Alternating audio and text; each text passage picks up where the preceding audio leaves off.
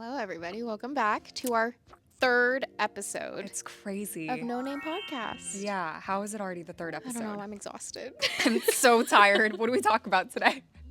I don't know. We're struggling. We are actually we were trying winging to it convince today. ourselves to not do this and go shopping instead, but we made it. Sorry, I had to burp. It's okay. Dude, I forgot to tell you, did you know I was looking at like the search terms that people used to look at our previous podcast? Yeah. Like 5 people looked up burp podcast. So I think it's a thing. I think that's what made our first podcast funny. Like the burp really set the tone, I feel. Thank you so much, everyone, for supporting the burp. I feel like we should all be as authentic as possible. Yeah. I mean, we're also drinking supports digestive health, Is it? a new kind of soda, like prebiotics. Wait, I did not know that this was supports digestive health. Yeah, which is why we burped so much in the last one. And we had like kimchi, you know? I was over here. You burped so much and you only put in my burp. Can we please You know call why? out? Because you could hear my burp. It was gross. Oh, We don't that's need to true. hear that. You're right. Mine was a silent one. You did crop out like the big ones. Yeah. For this week's You got it. podcast, we thought that we should just keep it nice and light and talk about growing up in Orlando, Florida. Yeah. Well, I guess we'll try to keep it light. I don't think that's going to happen, but we'll try our Yeah, best. we honestly, okay, every podcast, it comes out to a nice 30-minute episode, but in actuality, we were actually talking for 2.5 hours. Every time my memory card And is then full. I'm emotionally drained at the end of Well, the the day. I'm like, thing why do I is- feel like I have no energy in me left? Like, I don't want to see anybody for the rest of the week. But it's not just us talking in the video. Morae and I talk about like the ends of the earth and like the deepest shit that's going on in our lives for like 5 hours prior So to basically, podcasting. every time that we talk, it's a podcast episode. Yeah. And then we film a podcast episode. Yeah. And exactly. then we don't want to see anybody for the rest of the week, including each other. including each other. We actually barely talk. Well, okay, I can't even You're say such that. a liar. I'm such a liar. We talk every day. We talk 4 times a day when we wake up, on our way to work, on our way home from work. And we wonder why we don't have any other friends. Yeah. Well, So,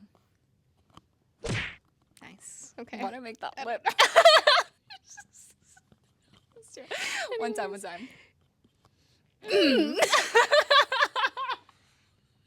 Disgusting. Why is that disgusting? It was the direct eye contact. It was too intense. Oh. You're so stupid. Okay. Anyways. Anyway, What was our topic? as we say that we're not going to go into Segue? tangents. Yeah. What were we talking about? 15 minutes later. I thought that this would be kind of interesting to talk about because I don't know if you've experienced this, but after I moved to LA, obviously we met a lot more. We were exposed to a lot more like Asians or like Asian Americans. But I realized that from like speaking to them, growing up in like a predominantly white community or homogenous neighborhood, as an Asian American is somewhat of a rare experience. It's definitely like a unique experience compared to people who grew up on like coastal cities that grew up around a lot of Asians. Uh-huh. So yeah, I don't know if I've ever had a chance to really talk about it, but I do think that it's very much contributed to who I am today. You know, a lot of my insecurities, a lot of my like sense of self, you know? But it's also what connects us. Yeah, So connects deeply. me and you. Yeah. Exactly. I don't know. It's like such a big part of both of our lives, and Yeah. it literally shaped both of us into who we are today, good and bad. Mhm. So yeah, I guess we'll get into it. Yeah. What was it like for you growing up in Orlando? Because obviously you were born and like raised in Orlando, went through what, pre-K, elementary school, middle school, literally your whole life until you came to LA, right? Yeah, my whole life I did not leave Orlando. There's good and bad. Like I think there's good and bad in terms of growing up in Orlando. I experienced like an American Yeah. childhood. You know, you get all of your birthday invitations from the kid in class, and like they Yeah. put the little birthday balloon like on the neighborhood thing, and you have to map quest like how to get there, you know, but you're they'll put right. balloons at like that each was the corner. most stressful. I know, it's so I am not a stressful. I can barely read Google Maps, Yeah. like with the little car moving. I'm literally reading. You're like, is it piece this of one? Is it paper. this one? Crazy. It's crazy. Yeah, it was a Gosh. different time, but No, I I think didn't leave like the house. yeah. Stupid. I'm like, oh, birthday party? It's 5 miles Yeah. away? No. Happy birthday. Happy birthday. Happy birthday. See you Monday. But yeah, like you have not changed. You can't even blame it on See you Monday. You can't even blame it on MapQuest anymore. Like, what's your excuse now? Jesus. Oh, See you God. Monday. Yeah, no, literally. But yeah, like I think that there was a beauty in that of like experiencing an American childhood. You know, growing up with the same people, having those childhood friends that I still have today. Yeah. Like there's a lot of beauty in that.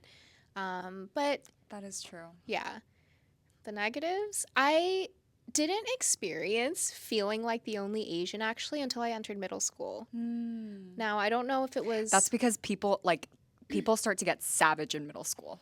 people started to I get think. savage, but I also think it's the kids that came into my middle school. Like I think about because, like I told you, I grew up with these kids from Are we pre-K name to high dropping? school. Are we name we dropping can't today? name. No, it's too soon. Okay. You know who you are, but And I know who you are. you're on our shit And list. some people know who you are. Alexa knows who you are. In middle school, kids start to find enjoyment or like not enjoyment. They find it funny to bully Yeah, other kids. yeah. They're like still trying to figure out their humor in 6th grade and they want to be cool and they're looking for just like slapstick and sometimes racist jokes are you know what I mean? Yeah, it was Like a pretty. crowd It was pleaser. pretty crazy, but yeah, I think like in terms of that, that was pretty tough. I think like and just feeling no escape. You know, of like, Yeah. okay, well, this is my reality. I got to do what I got to do to deal with these kids for the next 10, 12 years of my life, whatever it So is, crazy, yeah. I felt and that just live with it, you know? Which I think was so sad, but also like did shape me into who I am today. And I would say like the shittiest part was I was not proud to be an Asian American until I left Orlando. too. So what was it like? That's what it was like. It was beautiful, but it was also really, really painful, I think. Yeah. Yeah. That's so crazy that you bring up that there was like a feeling of like almost hopelessness or like being stuck because you're literally 13 years old or whatever age you are. You are 100% dependent on your parents. Yeah. You can't drive. You can't support yourself in any way.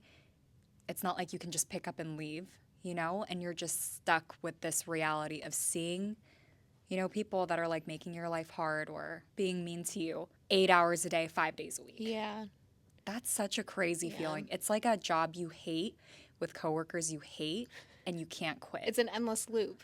Yeah. And you don't I remember even- feeling like that too. Yeah. And I don't know if you relate to this, but it's like you don't feel like there is an escape even, like even if you graduate. Because I didn't know that LA would be like. I thought like that was just normal. Like, oh, this is the way that it is everywhere in America. So like this is just normal. There is no escape unless I leave to Korea and then I'm American. So then it's like. It was a little different for me because I had experienced not being a minority. Yeah. You know what I mean? Growing Okay, up yeah. in Tell us Korea. about your story because like you've lived both in like when you were growing up, you were both in Korea and America. So elaborate. Okay, so a little bit of a backstory for people that know me. You know, I'm a little quirky. Some may consider me a little bit weird. I've fully come to accept What are you that. talking about? I'm just kidding. You're so stupid. And for people who know, I, you know, moved back and forth from Korea growing up. I was born in Florida. And then 6 months, like when I was 6 months, I moved to Korea. And then I did a slew of like back and forth up until middle school, up until 7th grade. So culturally, just like the chaos of adjusting to like one culture and then the other in such like a formative age range, I think contributes to me being a little bit For sure. different or like a little bit weird, Yeah. you Because know? it's almost like But it's not like a, look at me, I'm so quirky. It's like, look at me. Why am I this Why am I quirky? this way? It's not like, yeah, I'm quirky. It's like, I Like, somebody don't call me diagnosed quirky. me. Don't call me. Somebody diagnosed. You're so stupid. It wasn't until 7th grade that I like permanently moved here, and started middle school. And then I did high school and then college in Florida as well. But yeah, it was a similar experience, obviously in 8th grade, 9th grade, 10th grade, but it was much more of like a shock to me because I came from, being in Korea, not being a minority or being a minority in kind of a positive way. Mm. So I went to like an international school in Korea from 4th grade to the middle of 7th grade. And there was so many like different types of people at that school. There was only 30 kids, but some people were Korean American, Korean Canadian. There were people from Germany. There was just so much diversity I in didn't that know that small school. about you. Yeah. I thought you were in like like full-fledged Korean Oh, school. no, never. Oh, Never. that's why you didn't have like an accent or Yeah. like you weren't like fob. Yeah, like him. that experience was like such a unique experience in itself. But all to say, yeah, I never experienced any sort of racism. I got made fun of for having huge calves and being a little overweight, but yeah, not anything to do with race. So when I moved to America and got thrown into like a public middle school in 7th grade where where kids are like the nastiest. Yeah. You know what I mean? Yeah. It was such a culture shock to me. And my mentality was definitely not, oh, this is just how it's going to be. It was like, oh my God, how do I get out of this place? Mm-hmm. And then coming to a realization, I'm stuck here until I go to college, Yeah. Yeah. That was really, really hard for me. Just having who I am or like who I knew I was being picked apart and like teased and looked down upon. And then Always. also seeing Yeah. my parents kind of go through racism. And them just kind of like putting their head down and taking Always. it was a Always. really, really hard thing for me growing up to witness. Yeah. It like broke my heart in a way that I couldn't understand it at the time. Yeah. And it made me build up a lot of resentment and like anger that I didn't know that I was building up, while simultaneously learning that I need to be submissive, I need to be easygoing, take these comments to the chin or whatever that phrase is that I still don't know. Take it to the chin. In that process, I just I didn't know how to advocate for myself. Yeah. And that trend followed me through high school, college, Mm-hmm. in my early 20s, in my corporate job. Mm. It's still something that I'm like learning how to do properly. Yeah. For sure. So yeah, I know we got really I know deep. my hands are sweating. Like it's such a I think it's something that you and I talk about so often, but it's in this like we just let out our anger, like we're like, oh fuck, this happened, or like it's just never like we don't elaborate on our feelings about things. Yeah, we've never really talked about this in Yeah, depth because I think it was honestly like pretty triggering at the time for me too. Yeah, for sure. And it's so sad because like what you said about your parents, and I get that, and it's like like you said earlier, our parents were the only people that we could go to about things like this before we met each other in high school. Like we could only go to our parents, but our parents lived such a different life than we did. My mom grew up in Korea until she became an adult. My dad escaped Vietnam as a refugee at Dude, 4 years old. straight So up. to him, America is the most amazing place in the world, which, yes, our parents came here to give us the life that we live today. And I'm so thankful for that. And they sacrificed more than we could ever imagine. But I remember growing up and like talking to my parents about it, and they just be like, just put your chin down. Like, it's not, just put your head down. Like, it's not a big deal. Put your chin down. The chin is like the motto of our podcast. What's up with our chins? Chin up. But anyway, keep your chin Keep your chin up, Keep buddy. your chin up and put your head down, No, it's never even How do put you your do that? Like I remember at a young age going to my parents and feeling frustrated, and then hearing that response and then just feeling like, but that doesn't feel right. That doesn't feel right. Something's not right, but I don't know what it is because I'm not old enough to like understand Yeah. what it is that doesn't feel right. Yeah, You know? exactly. But The crazy thing is, I think that as similar as our experiences were post like 8th grade, like my experiences were a little bit different witnessing my parents also. yeah. Like my parents did not escape, and there was a big part of them that like wanted to stay in Korea, but my family went through some like financially hard times in 2008, which is why we moved back to America. Got it. And so when my mom would go through racist experiences or would be looked down upon because of her race or because she didn't speak English well, she really had a hard time with that. And actually, she didn't put her like chin down as much in the beginning.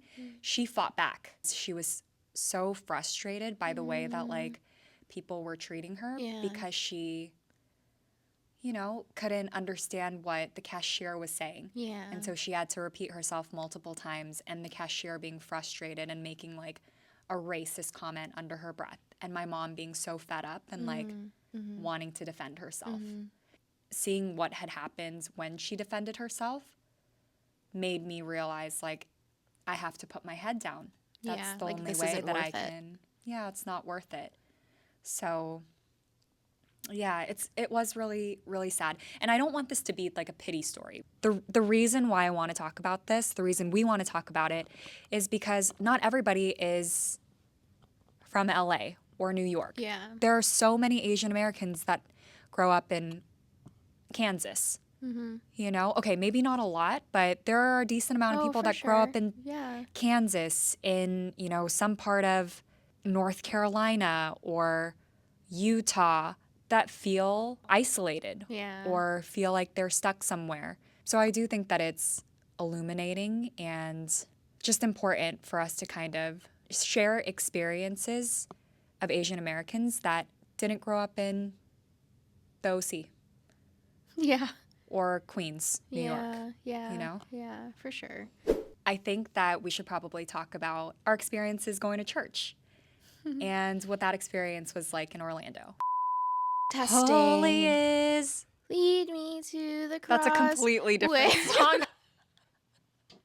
The The earth earth is is filled with with His glory.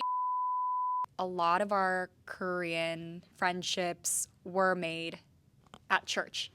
And it was such a stark difference between like our school life, like going to middle school and high school and the friends that we made there and our identities that we built there. And then the identity that we brought to church on Friday night Lights. Friday Worship. night worship. I always felt so excited. Yeah. And me it wasn't too. even the religion thing because I think like, No. at a young age, like you're like, yes, God, but like there's not much depth in that until you Yeah. get a little older. For sure. But I was so excited to see my friends on Sundays because there's an aspect where you can just fully be yourself. Like fully be yourself. You don't have to like have your guard up to make sure like, oh, I shouldn't say this, I shouldn't say that. Like I can just be me and we can just have fun and be innocent, Yeah, for sure. Yeah, I had no idea what I was signing up for when I went to like church camp in 2008. Like I definitely wasn't in a place where I was like, I'm ready to be a Christian. It was more so just something that it was like more of a summer camp for me. But I will say, because I felt so much isolation in my school, just getting acclimated to like a new culture coming from Korea, being in a Korean American community felt really safe for me. Yeah. The safest place. The safest place because, and even through high school when I made, okay friends and was starting to get a little bit more accustomed to the culture, our upbringings were so different with people from high school, like high school friends, that I felt like I could never get to a level of like depth with them. Yeah. There was not enough for us to connect on outside of what happened between 7 a.m. and 4 p.m. at school. Yeah.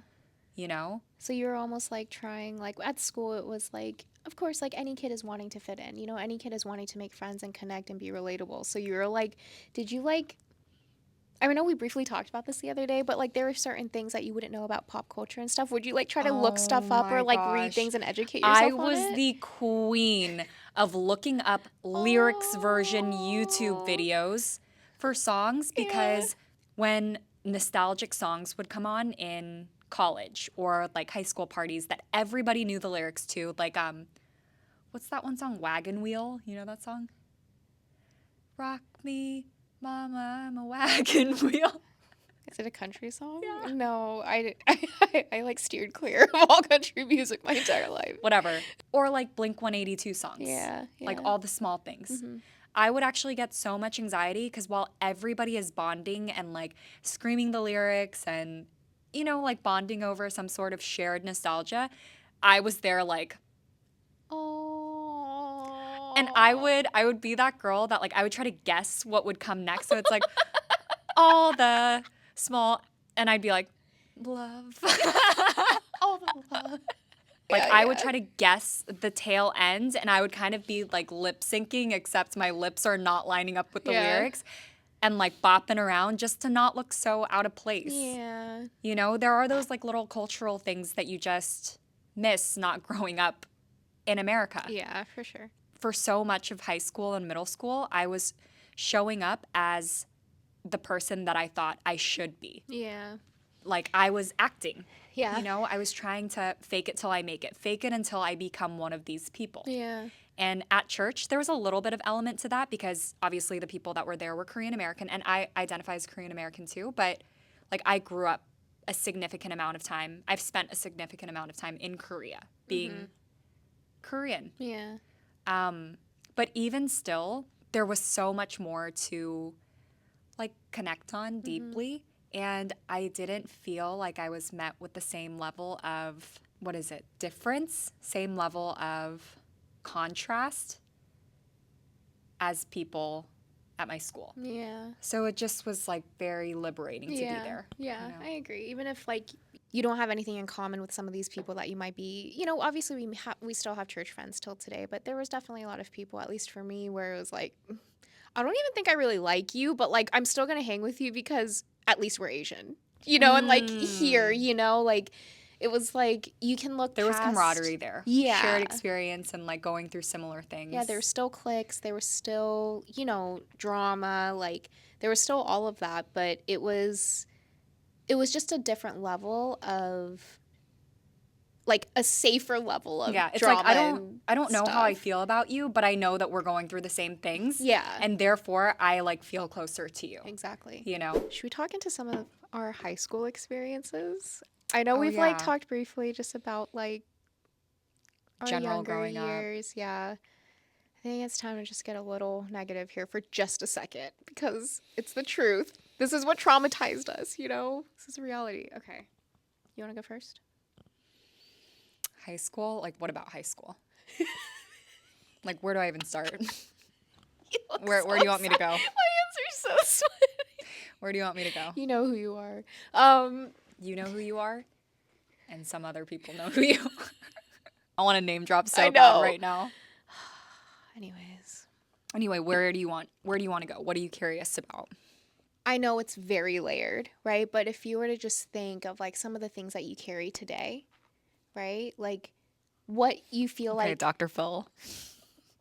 So the weights, the weight that you feel on your shoulders today, the trauma that you feel, like where it all stemmed from. You know, I know it's very layered, but if you could just think of like a couple memories of like things that you had and what you were feeling inside when you felt them. Like Did you I'm making memorize it the sound. scripts? Like, why are you so eloquent right now?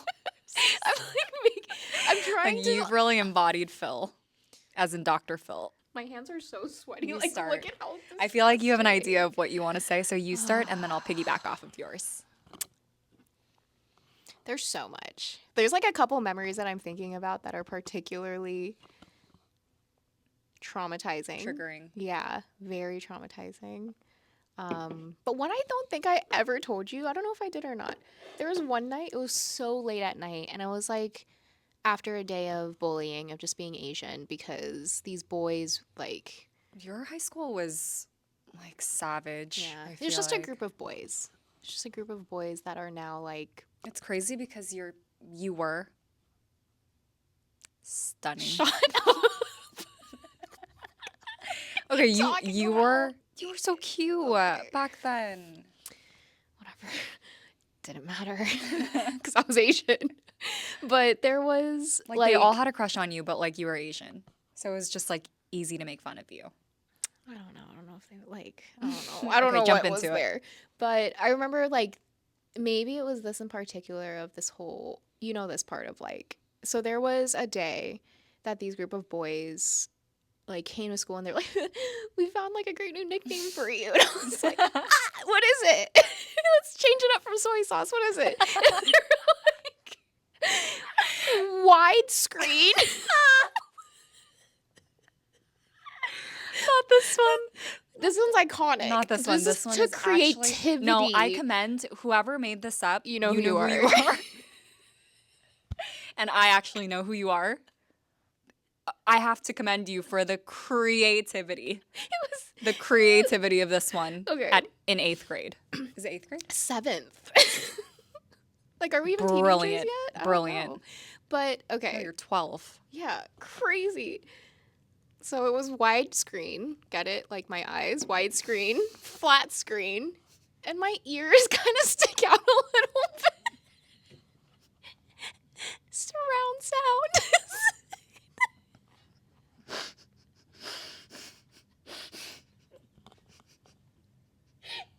They're so creative. I'm crying. Literally, they like God, said if that I to me, could- and I just started bawling my eyes out. Because at this time, I would wear my hair. If I wore it up, I would wear it like this. So my ears would stay flat onto You my pinned it head. back Yeah, I like with your basically hair. pinned it back with my thin ass hair, So I remember God, like that's they horrible. said that, and then it like stuck for a while, and they put it on my locker. They like just. It was so bad. They put it on my like MySpace wall. It was just a bulletin, all of it. So crazy. And I remember coming So home crazy. and feeling so insecure about it. And I looked at myself in the mirror, the full body mirror next to my door. Yeah. And I looked at myself and I was like, what can I change on my face to not look Asian? I remember taping my eyes open. So I got tape and I like lifted it up and lifted it down. And I was like, okay, so I can get surgery to make my eyes bigger. And You I were was thinking like, about surgery in the 7th grade? of course, I wanted to fully reconstruct my face so I didn't look Asian. Wow. When I was 12. So I remember that. And I was like, and I put on sunglasses to look and see, like, okay, if I wear sunglasses, do I still look Asian? Like, what That's about so my crazy. face looks Asian?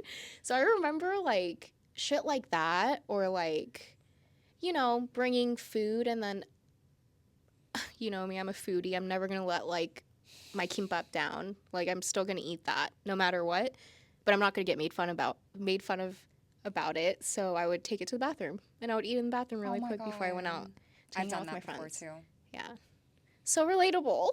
Yeah. But it's so sad because those bathrooms are fucking disgusting. Disgusting. They're so At our bad. outdoor schools, like our outdoor campuses. My middle school was outdoor campus, and Dr. Phillips was an outdoor It campus. was all right? outdoor campus. They were disgusting and they smelled Yeah. like shit. Okay, and also in Florida where the humidity just like fosters mold. I'm like trying not to get But her. that It's was better disgusting. than eating in the cafeteria Oh yeah, and getting being like made of. fun of, Yeah. That's so sad. Yeah, I'm so sorry that sad. happened. It's okay, but I think things like that, you know who you are. It's just like it's so crazy because I actually confronted who you are like recently about something, and he didn't remember anything. That's actually wild. For them, it was just a blip in time, just like a Yeah. stupid comment. But like we carry that with us for the rest of our lives. And it like deteriorates our confidence on such a foundational level, and these people, when you confront them about it, when you feel like healed enough to like stick up for yourself after all of these years, they're like, what are you talking about? I never did that. Hope don't you're well. remember. That's what they say. They're Congrats like, I on don't getting remember. married. Yeah. Like, what? How about you? Do you want to go into some of your stories? The majority of my like overtly racist nicknames and kind of bullying that happened was in middle school. I remember going into 7th grade for the first time. I was so new to America. I was such a fob. Literally did not know what to wear, didn't care. Like, I think that I wore like Bermudas and like a huge XL t-shirt that I got from a garage sale. Yeah. Like, because when I was growing up in Korea, like, we had to wear uniforms and, Yeah. and kids didn't really care about like what you were wearing like that. I was a little overweight back then too, so like I felt fit in that outfit. Yeah. And I got made fun of so much that first day of middle school. So sad. Yeah, it was pretty sad. And kids would like ask me where I was from. Obviously, I was new, and I would tell them that I was from Korea. And they would just go straight into, oh, ching chong chong chong chong. Like, do you know what that means? And I'd be like, what?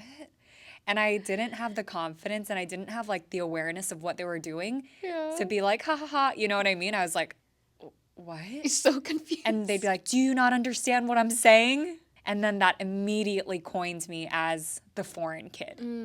I went to a school of 30 kids in Korea. We took up like one floor of a building, and there was like one person in my grade, which was me. Yeah. Yeah.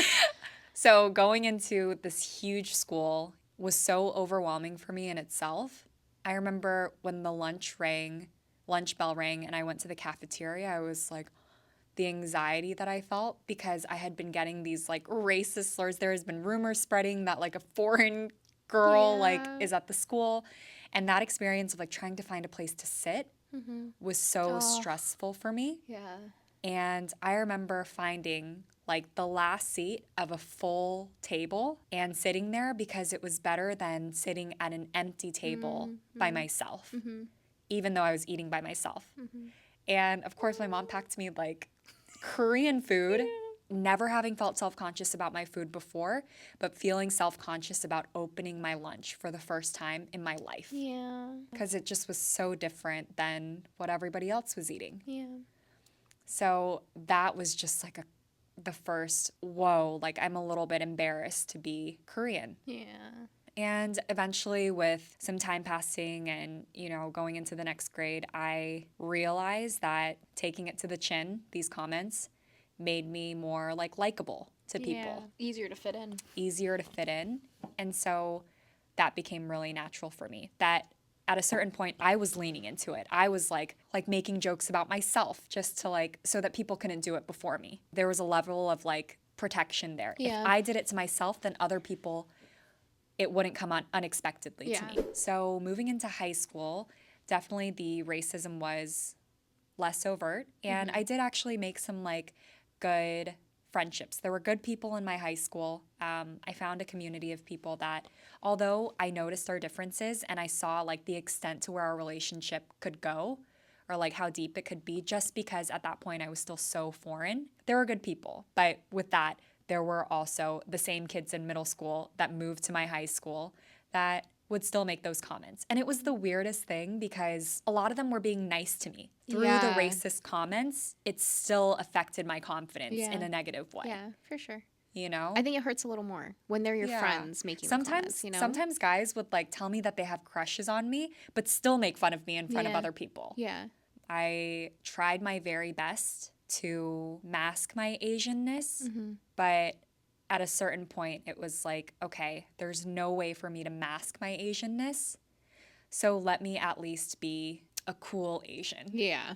Let me at least be, somebody that people like Yeah. or don't see as too different. I'm not proud of the person that I was in high school, to be honest. When I look back, like so much of my personality was just like a reaction to my insecurities. Yeah. Like I didn't know myself. I didn't have a favorite color. I didn't have a favorite music genre. I didn't have things that I knew about myself because my only personality trait, again, was whatever other people like. Yeah. Whatever is going to make me likable. Whatever is Yeah. going to make me Yeah. cool. Yeah.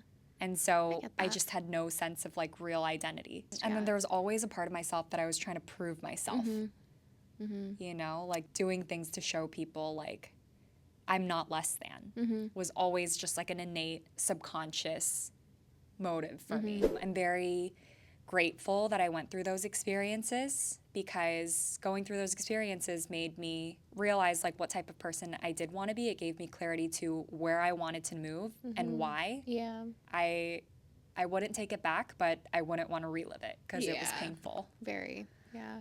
So I feel that. And I think, like, you know me, if I liked Selena Gomez, I liked Selena Gomez, and I You're so blasted cool for shit, that. you know? But it was a different insecurity. It was like this feeling of needing to be accepted, right, in a different way of like, let me overcompensate a little bit here to just feel like seen, I guess, right? And like all my friends were these beautiful cheerleaders that like everybody liked and had crushes on, and like I Yeah. wanted to be liked and have, you know, a crush on. And like I remember there was this cute guy that liked me, but then like told me, "Oh, I just can't get over the fact that you're Asian. Like I'm sorry," That's you know? crazy. So it was just this constant game of like suppression, but then reacting to it, suppression, then reacting to it, of like blowing up, you know, just having moments like the of, reaction was the blow ups. yeah, every time. And then little by little, I just kind of got labeled as like, Alina's dramatic. Alina is drama, right? Because she's popping off in the corner right now, you because you're know? having like a response to something that like really triggers you,